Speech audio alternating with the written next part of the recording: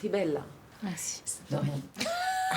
Non mais Mika, ça va, m'éloigne. t'as fini Quoi? de tout le temps draguer Sophie Marie là. Mais je drague pas Sophie C'est Marie, lourd, je hein, c'est demande... lourd, t'es lourd. Non mais attends. Justement, en parlant de fringues, j'ai un truc à vous dire.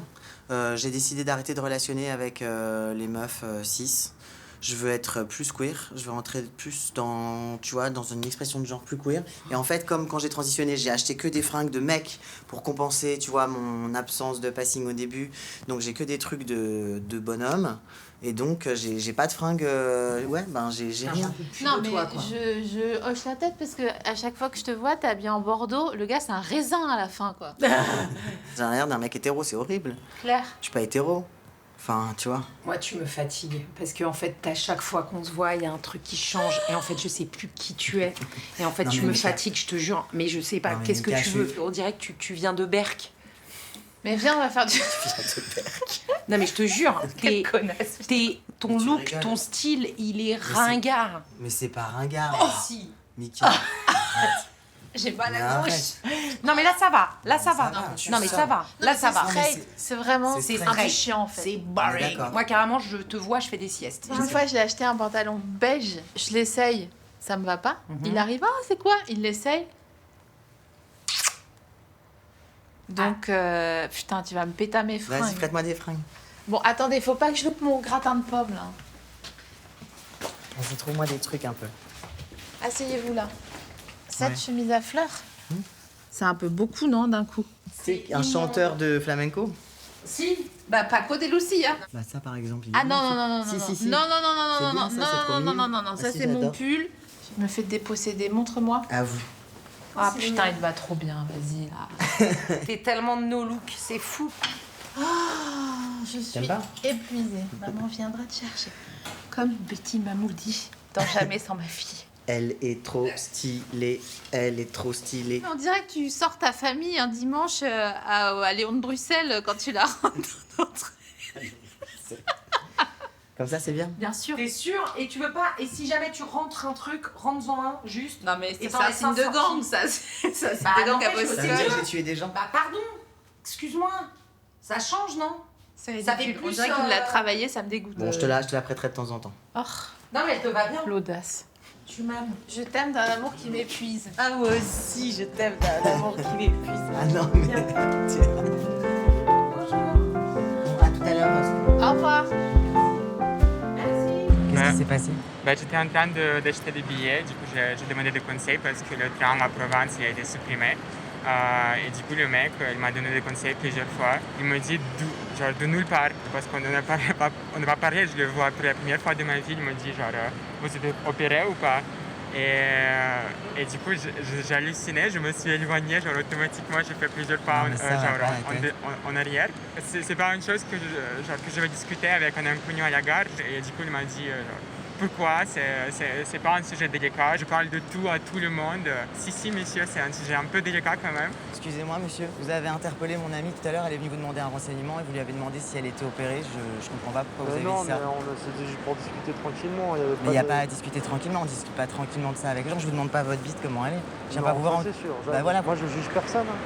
Mais c'est pas le problème de juger, c'est à quel moment vous rentrez dans l'intimité des gens comme ça en leur parlant de. J'avoue, je m'excuse. Ah, D'ailleurs, vous savez pas si elle est trans, vous en savez rien. Mais Vous après, je partez de juge ce pas, je suis principe. ouvert. C'est pas le problème, c'est agressif. Je reconnais. Ok. Moi, je suis à moitié russe et moitié balkar. Je suis parti à Moscou à l'âge de 16 ans. J'ai commencé à l'université. J'ai gagné l'indépendance financière de ma famille, etc. Donc, je pouvais transitionner. Je me faisais des films, tu vois. Je me racontais des histoires. Je me disais, bah oui, je vais revenir. Ce sera difficile, mais avec l'aide des militants, je vais le faire. Et après, genre, 6 mois après, c'est comme si je me suis réveillé en sursaut et je me dis, bah, qu'est-ce que tu te racontes? Tu seras genre la deuxième femme trans de ta région. En fait, tu vas y aller, ça fera un scandale. On va te trouver, on va te tabasser, etc., etc. J'avais une ex-copine qui s'appelait Sonia. Quand on sortait ensemble, elle avait 20 ans. Ou 19 ans. Et c'est une femme qui a été beaucoup abusée par les hommes cis et par sa famille. Elle est entrée dans sa première relation avec un homme pédophile quand elle avait 14 ans.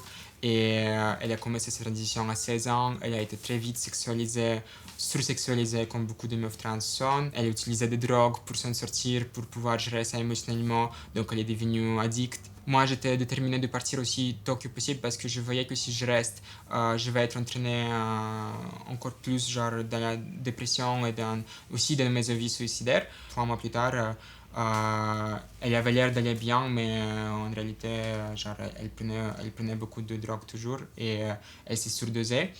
Et du coup, elle était morte. Mais ce qui m'a choqué, ce qui est arrivé après, c'est que sa famille, qui connaissait genre, depuis 4 ans, depuis 5 ans, qu'elle était une femme trans, et qui, quand elle était présente dans les conversations avec elle, la genrait correctement et utilisait le nom qu'elle utilisait. Ils ont mis une tombe et ils ont écrit son dead name sur cette tombe. Et ils ont appelé un prêtre qui a lu une prière pour ce garçon qui a péri.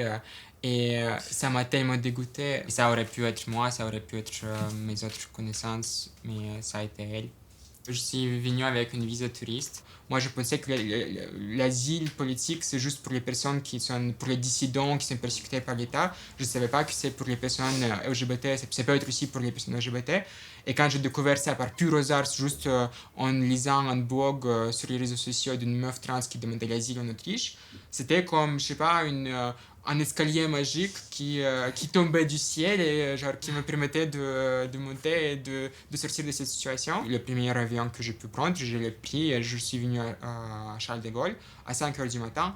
En connaissant vraiment rien de rien sur la France, en n'ayant aucune connaissance ici, je me sentais plus libre déjà que je l'étais genre les 2 dernières années de mon existence en Russie. Ici, la possibilité de survivre, elle est infime, mais elle existe. Et en Russie, je savais que genre, j'allais directement dans le mur. T'avais pas étudié le français? Non, pas du tout. Bah, ça qui était ouf. Heureusement qu'il existe genre, cette association qui s'appelle Acceptez Trans. Dans la barre de recherche, si tu tapes Association Paris Trans, ça te donne Acceptez Trans assez vite. Me voilà, genre 3 jours après mon arrivée, en cours de français, j'essaie de prononcer, je sais pas, des choses comme la boulangerie, des choses comme ça.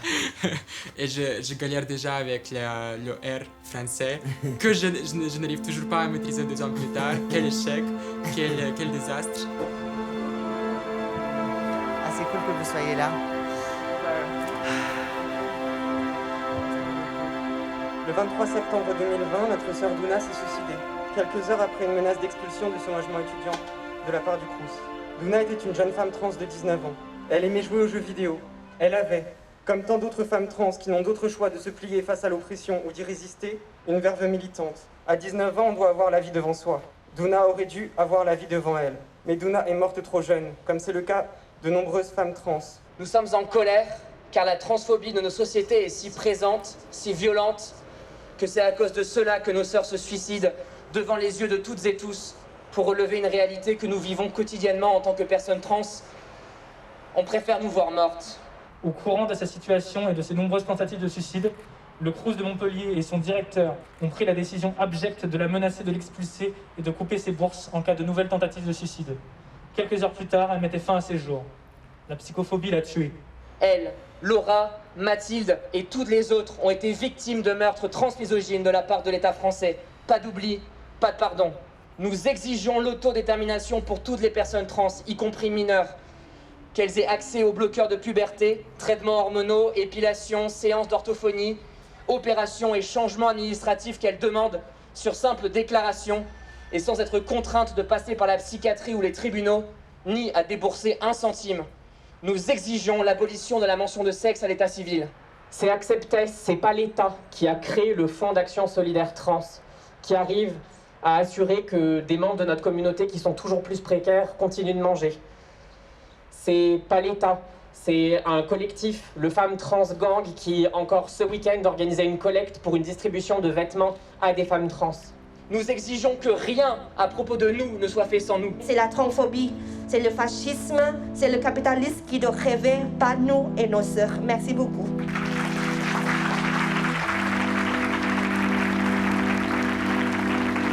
Justice pour Douna.